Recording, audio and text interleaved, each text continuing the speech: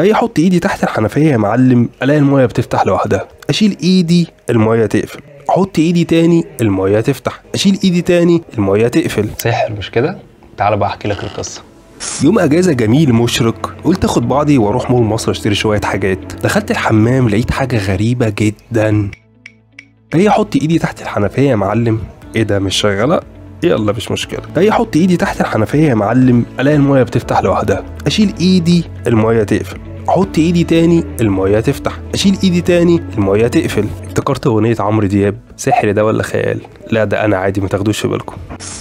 الفكره ببساطه شديده جدا ان انا دلوقتي عندي حنفيه، تمام؟ الحنفيه ديت فيها كمبيوتر صغير جدا انت مش شايفه لان هو جوه الحنفيه. الكمبيوتر دوت بيستخدم انفراريد سنسور. بيعمل ايه انفراريد سنسور؟ الانفراريد سنسور بيبعت الكترومagnetic ويفز. الالكترومagnetic ويفز ديت بتطلع من الحنفيه وتوصل لايديك اللي هي الحاجه اللي قدام الحنفيه، وبعد كده بترجع للحنفيه تاني. الحنفيه جواها الكمبيوتر الصغير اللي احنا اتفقنا عليه. الكمبيوتر الصغير بقى اللي جوه الحنفيه بيقعد يحسب الوقت اللي اخدته الالكترومagnetic ويفز من ساعه ما خرجت من الحنفيه لغايه لما وصلت خبطت في ايديك ورجعت للحنفيه تاني. بياخد الوقت ده وبيقسمه على الاثنين عشان يشوف الوقت الفعلي اللي خدته الويفز ديت من ساعه ما خرجت من الحنفيه لغايه لما خبطت في ايديك. بياخد الوقت ده ويضربه في سرعه الضوء عشان يجيب المسافه ما بين الحنفيه وما بين ايديك. الكمبيوتر بيشوف لو المسافه ديت مثلا اقل من 20 سم، يعني معناها ان ايديك قريبه من الحنفيه، بيروح جاي فاتح الميه. بيفتح الميه ازاي بقى؟ دي مش قصتنا بقى، بيقعد يفتح مواتير ومش عارف ايه. المهم ان هو بيفتح الميه وينزل ميه على ايدك. اوكي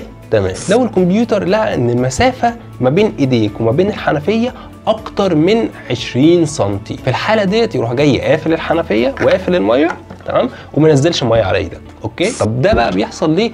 عشان بيوفروا استهلاك الميه في المولات او في الاماكن دي. بس هي دي الفكره ببساطه شديده جدا. لو حد فيكم بقى لقى الحنفيه ديت في اي مول يقول لي عليها عشان هروح العب في الحنفيه. انا مهدي، سلام.